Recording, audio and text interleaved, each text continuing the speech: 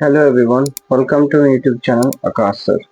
आज हम लोग क्लास 7 के गणित के पहला चैप्टर पूर्णांक के बारे में पढ़ने जा रहे हैं। ये जो पूर्णांक है, इस चैप्टर में आपको बहुत सारी संख्याओं के बारे में जानकारी मिलेंगी और बहुत सारे कुछ सीखने को मिलेंगे। पहला है प्राकृतिक संख्या, जिसको हम लोग नेचुरल नंबर्स कहते हैं। क्या है? वे संख्याएं जो 1 से शुरू होता है उसे प्राकृतिक संख्या कहते हैं। ठीक है, जो नंबर 1 से स्टार्ट होगा उसको हम क्या बोलेंगे? प्राकृतिक संख्या। जनरली हम लोग जब भी नंबर्स को सीखते हैं, बट जब हम लोग छोटे थे तो हम लोग नंबर्स को सीखे थे तो 1 से ही सीखे थे। ठीक है ना, 1 2 3 ऐसे सीखे थे। तो इनको हम क्या कहते हैं? प्राकृतिक संख्या यानी कि नेचुरल नंबर्स। बोलता है इन संख्याओं का उपयोग गिनती करने के लिए किया जाता है, इसलिए इसे गिनती वाली संख्या यानी कि गणना की संख्या, काउंटिंग नंबर्स भी कहते हैं। जब हम लोग किसी भी चीज को गिनते हैं, काउंट करते हैं, तो 1 2 3 4 ऐसे करके काउंट करते हैं। तो प्राकृतिक संख्या मतलब जो 1 2 3 4 5 6 ऐसे होता है, मतलब 1 से शुरू होगा और इनफाइनाइट तक चलते रहेगा आगे। अभी हम लोग पढ़ेंगे पूर्ण संख्या, जिसको कहते हैं होल नंबर। इस प्राकृतिक संख्या के लिस्ट में अगर जीरो ऐड हो जाए तो उसको हम कहते हैं पूर्ण संख्या। वे संख्याएं जो जीरो से शुरू होता है उसे पूर्ण संख्या कहते हैं। देखो आप, 0 1 2 3 4 ये सब क्या है? पूर्ण संख्या। उसके बाद है ऋणात्मक संख्या। ऋणात्मक संख्या मतलब निगेटिव नंबर्स। क्या होता है निगेटिव नंबर्स? जो माइनस वाली संख्या होती है, जैसे -1 -2 -3 -4, ये सारे क्या होते हैं? ऋणात्मक संख्या होती है। अभी हमारा जो मेन चैप्टर है विच इज पूर्णांक, उसके बारे में पढ़ते हैं। बोला है कि वे संख्याएं जिसमें पूर्ण संख्या का मतलब क्या है? अभी पढ़े हम लोग, जिसमें 0 1 2 3 4 ये सारा आ जाए। तथा ऋणात्मक संख्या अभी देखे, अभी -1 -2 -3 ये सारा नंबर आ जाएगा। वो उनके संग्रह को पूर्णांक कहते हैं। यानी पूर्णांक में क्या आएगा? 0 से लेकर 1 2 3 4 सारे आएगा, जिसको हम लोग क्या बोलते हैं? पूर्ण संख्या। और -1 से लेकर इनफाइनाइट तक विच इज ऋणात्मक संख्या, ये सारे आ जाएंगे। यानी पूर्णांक में 0 भी आएगा, सारे प्लस वाला नंबर भी आएगा, सारे माइनस वाला नंबर भी आ जाएगा। अभी हम लोग देखते हैं संख्या रेखा यानी कि नंबर लाइन। ये जो पूर्णांक है, इनको अगर मैं एक संख्या रेखा पर दिखाऊं तो कुछ इस प्रकार से दिखा सकता हूँ। बीच में क्या होगा? 0, फिर इक्वल डिस्टेंस पे 1, फिर 2, फिर 3, फिर 4, फिर 5, फिर 6 ऐसे करके इनफाइनाइट तक उधर जाएगा। और इधर माइनस वाला नंबर होगा, -1 -2 -3 -4 -5, इधर भी इनफाइनाइट नंबर तक जाएगा। अच्छा, ध्यान देने वाली बात है, ये जो 0 है, ये शून्य ना तो धनात्मक होता है और ना ही ऋणात्मक, यानी कि ना तो पॉजिटिव होता है ना ही निगेटिव होता है। ये केवल एक पूर्णांक है बस। उसके बाद 0 के बाद 0.1 0.2 ऐसे करके जितने नंबर्स आएगा इनफाइनाइट तक, सारे के सारे धनात्मक संख्या होते हैं। और 0 के जो छोटे होते हैं, सारे नेगेटिव नंबर्स, वो सारे क्या होते हैं? नेगेटिव यानी कि ऋणात्मक संख्या होती है। ठीक है, चलिए अभी हम लोग क्या देखते हैं, कुछ इंपॉर्टेंट चीज यहाँ पर आपको देखने को मिलेगी। क्या बोल रहे हैं? देखो, बोलते हैं सबसे बड़ा पूर्णांक नहीं है। यानी कि सबसे बड़ा अगर आप पूर्णांक खोजना चाहते हैं इस पूर्णांक की लिस्ट में, तो नहीं है, क्योंकि खत्म नहीं है ना, इनफाइनाइट तक चलते जा रहा है।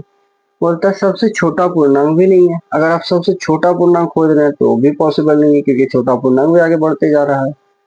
ठीक है ना, तो बड़ा पूर्णांक भी नहीं मिलेगा, छोटा पूर्णांक भी नहीं मिलेगा। दूसरा कंसेप्ट है संख्या रेखा पर स्थित कोई भी पूर्णांक अपने बाईं ओर के पूर्णांक से बड़ी होती है। यानी कि संख्या रेखा पर क्या होता है, इसमें जो भी अपना बायां तरफ, अगर आप 0 पे खड़े हो जाओ तो 0 के इधर बायां होगा, 0 के उधर दाहिना होगा।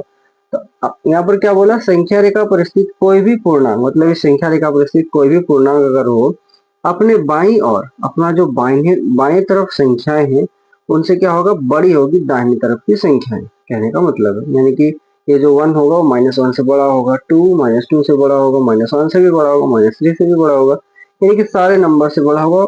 एज इट इज -1 से भी बड़ा होगा, 0 से भी बड़ा होगा। जितना आप आगे बढ़ते रहोगे आपको बड़ा नंबर मिलते रहेंगे। परिस्थिति कोई भी पूर्णांक अपने दाईं ओर के पूर्णांक से छोटी होती है। अच्छा, संख्या रेखा पर अगर आप दाहिनी तरफ की संख्याओं को देखोगे, 0 से दाहिनी तरफ या कहीं से भी दाहिनी तरफ देखो, उसके जो नेक्स्ट वाला बाई संख्या होगा उससे क्या होगा? छोटा होगा। जैसे 2 को आप अगर दाहिनी संख्या मानो तो उससे बाएं में क्या होगा? 1 हमेशा 2 से क्या होगा? छोटा। वैसे ही आप 0 पे खड़े हो जाओ, 0 के आगे जितने सारे पॉजिटिव नंबर है, 0 के पीछे जितने बाई तरफ नेगेटिव नंबर से सारे छोटे होंगे। तो इसमें कहा आप बहुत ही, ये आसान बहुत क्या है कि जो आप खड़े हो जाओ, कहीं भी खड़े हो जाओ, 3 पे खड़े हो जाओ। ठीक है ना, तो 3 के जो राइट साइड होगा 4, और 4 के लेफ्ट साइड होगा 2, है ना, और 3 भी है, तो ये क्या होगा, 4 जो दाहिनी तरफ वो बड़ा होगा और जो बाएं तरफ होगा वो छोटा होगा। फिर क्या बोला, दो क्रमागत पूर्णांक के बीच कोई पूर्णांक नहीं होता है, यानी कि अगर आप दो लगातार पूर्णांक लेते हैं, क्रमागत यानी कि लगातार, यानी कि आपको 4 और 5 लेना है, तो 4 5 के बीच में कोई भी पूर्णांक नंबर नहीं आएगा, यानी कि इंटीजर नंबर नहीं आएगा। हालांकि कुछ और नंबर आ सकता है, परिमेय संख्या आ सकते हैं, लेकिन पूर्णांक नहीं आएगा। अभी हम लोग पूर्णांक की तुलना करते हैं, ठीक है। यहाँ पर आपको दिख रहा है एक संख्या रेखा, ठीक है, जिसमें 0 आगे वाला धनात्मक, पीछे वाला ऋणात्मक। बोलते हैं प्रत्येक धनात्मक पूर्णांक, जो धनात्मक पूर्णांक होते हैं, प्रत्येक ऋणात्मक पूर्णांक से बड़ा होता है। जितना ऋणात्मक पूर्णांक होगा उससे हमेशा धनात्मक पूर्णांक बड़ा होगा। दूसरा है सभी धनात्मक पूर्णांक 0 से बड़ा होता है। जितने सारे धनात्मक पूर्णांक होते हैं वो 0 से हमेशा बड़ा होता है। सभी ऋणात्मक पूर्णांक 0 से छोटा होता है। सभी जो ऋणात्मक पूर्णांक होगा 0 से छोटा होगा। क्लियर।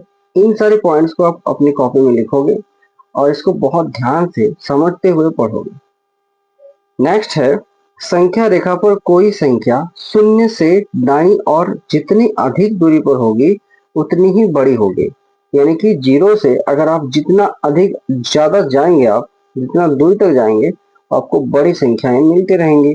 यानी कि 2 से अगर और दूरी जाएंगे 7, तो 3 से बड़ा है 7, इससे और दूरी जहाँ पे 100 वो 20 से बड़ा होगा। तो जितना आप दाहिने तरफ चलते रहोगे आपको बड़ा नंबर मिलते रहेगी। नेक्स्ट है संख्या रेखा पर कोई संख्या 0 से बाईं और जितनी दूरी पर होगी उतनी ही छोटी होगी। एज इट इज अगर 0 से आप अगर पीछे चलोगे, बाईं तरफ जाओगे, तो जितना बाईं तरफ जाते रहोगे आपको संख्याएं छोटी मिलती रहेंगी। यानी कि 0 से छोटा है -1, -1 से छोटा है -5, -5 से छोटा है -7। तो जितना पीछे चलते रहोगे आपको छोटे नंबर मिलते रहेंगे। ठीक ठीक है। अब बोलता है एक धनात्मक पूर्णांक को जोड़ते हैं तो दाईं ओर चलते हैं। अगर आप धनात्मक पूर्णांक पे कुछ धनात्मक पूर्णांक जोड़ते हैं तो आपको दाहिनी तरफ की संख्या मिलेंगी। फॉर एग्जांपल मान लो 4 में आप 1 जोड़ दो तो आपको क्या मिलेगा 5 में 2 जोड़ दो तो आपको क्या मिलेगा 7। तो आप जोड़ोगे तो आपको दाहिनी तरफ की धनात्मक पूर्णांक मिलेगी, यानी कि आप दाहिनी तरफ चलोगे। एक ऋणात्मक पूर्णांक को जोड़ते हैं तो बाईं ओर की संख्याएं बाईं ओर चलते हैं। अगर आप ऋणात्मक संख्या में कुछ ऋणात्मक जोड़ोगे तो बाईं तरफ जाओगे। फॉर एग्जांपल -2 में अगर आप -3 को जोड़ दोगे तो क्या होगा -5। तो क्या होगा, आप पीछे चल रहे हो। आप कहाँ जा रहे हो, पीछे ना, बाईं तरफ और बाईं तरफ जाओगे। नेक्स्ट है एक धनात्मक पूर्णांक को घटाते हैं तो बाईं ओर चलता है। अगर आप एक धनात्मक पूर्णांक को घटाओगे तो बाईं तरफ चलोगे। फॉर एग्जांपल 5 को 2 से घटा दो तो आपको क्या मिलेगा 3, है ना। 5 को अगर 2 घटा दोगे तो आप 3 मिलेगा, यानी कि बाएं खिसक गए आप। ठीक है। एक ऋणात्मक पूर्णांक को घटाते हैं तो दाईं ओर चलते हैं, यानी कि -2 को और -3 को आप अगर घटा दोगे तो इसका आंसर कितना होगा +1। यानी कि दोनों नंबर्स को अगर आप घटा दिए तो आप आगे बढ़ जाओगे। नेगेटिव नंबर्स को घटाने से आगे बढ़ते हैं और पॉजिटिव नंबर्स को घटाने से पीछे हटते हैं। ठीक है। इसको आप एग्जाम्पल के तौर पर भी देख सकते हैं।